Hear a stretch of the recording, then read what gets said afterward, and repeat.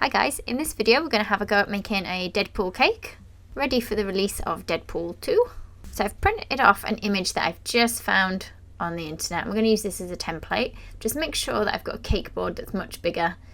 And again, my cake just needs to be the size of his face, just slightly bigger.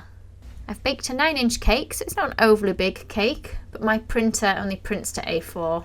If I'd got a bigger printer, I'd have printed a bigger template. I've just stuck my cake to my board with a little bit of buttercream, and I'm going to sandwich together my 2 cake halves like that. Now I haven't leveled it off at the top because we're going to cut more off that shortly. So I'm just going to cut around my template, cutting out the shape of his head. So nice and basic shape-wise on this one. Keep hold of your cake offcuts because we're going to use those for his shoulders. Can you see I've just put a little line on either side where I want his shoulders to come to. If you're not sure, just use the original template and have a look at the shoulders on it. So we're just going to use those cake offcuts. I'm just going to trim them so they're a little bit further down and they slope down from where his neck is towards my board. Just use some little bits to fill in the gaps here. And once I've done that, I'm going to put some buttercream on.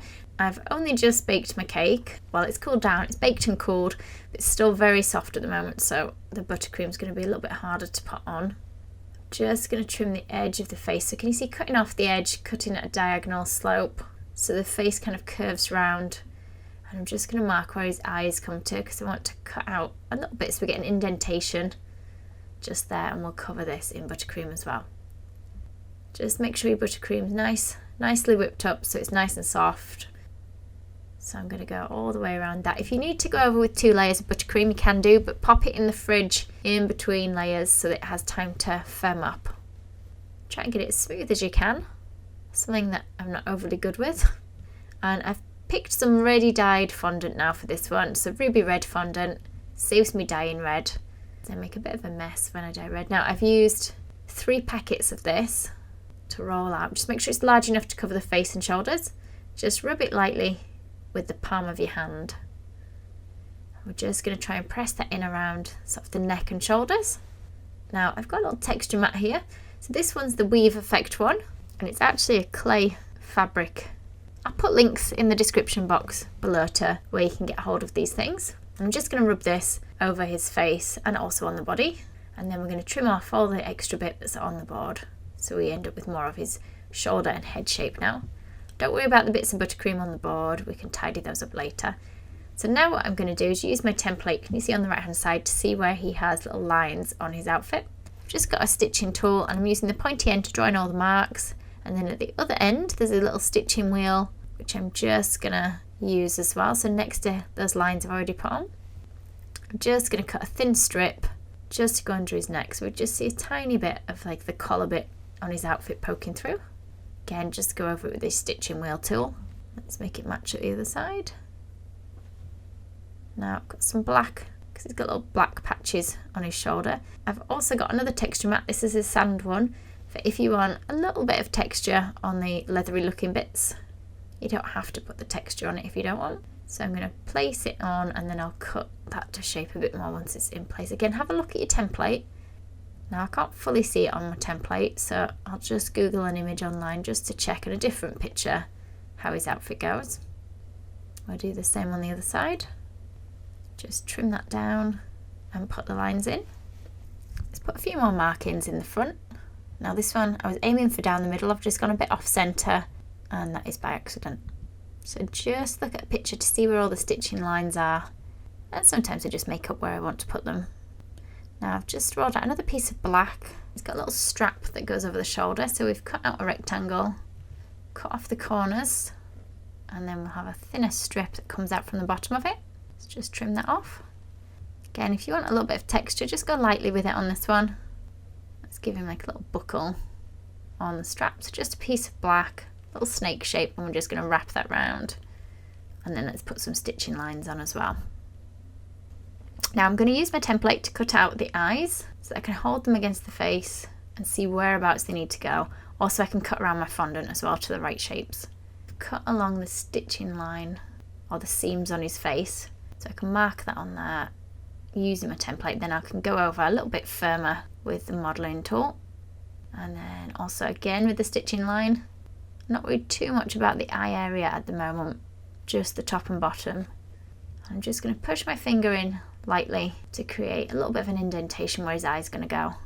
Now, because we use buttercream underneath, it's quite soft, so I can push in. If I'd used ganache instead of buttercream on this one, it would have hardened and I wouldn't be able to push the eye socket in like I've done.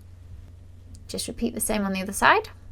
I've just got some white fondant and I'm just going to roll 2 ovals and we're going to push them in where his eyes goes.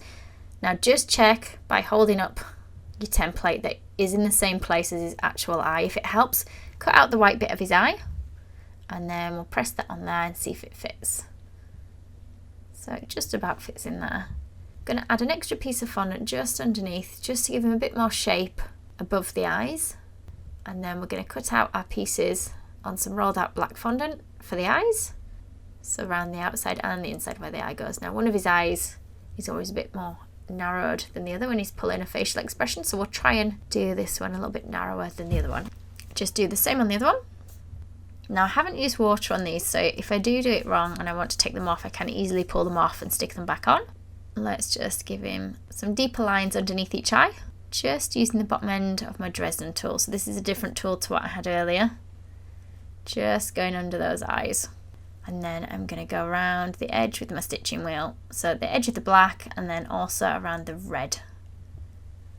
Do that on both sides. So it's starting to take shape a little bit more now.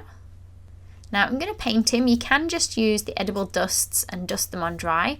But on this one I've just experimented painting them on wet. So I've used a dipping solution, which is just like an alcohol. And can you see we've watered down the black food colours. So these are the powdered black food colours, so they're much runnier. And we're going to paint them, and the darker colour runs into sort of our stitching lines. So it should look a bit deeper there. The darker you want it, the more powder you need to add in. If you want it lighter, just add more liquid.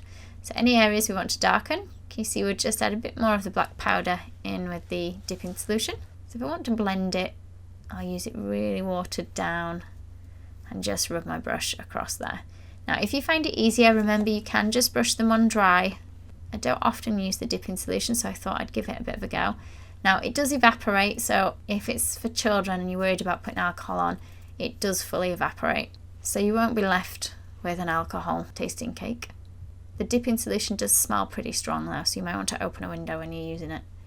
So we've just rolled in our black fondant a couple of pieces for the backs of his weapons. Just put some lines across them, and I've just got some silver food colouring. Just make sure it's an edible one for the cake. This is just a sugar flare one that I've got. Again, I'll put links below to what I've used. I've rolled out a sheet of red, so you might need a little bit more red than what we had earlier. And I'm using my template to cut out where his shoulders and head go, and we're just going to wrap this now around the board just to cover the board. Just trim again where those shoulders are. If it doesn't quite meet, you can stretch it out a little bit. Just carefully don't put too many fingerprints in. I think I've put a few in the back of my board where I've pressed a little bit hard, and I don't want it to look too flat and clean, so I'm just going to use a bit of this black that I had left quite watered down, just kind of brushing it on in no particular neat way.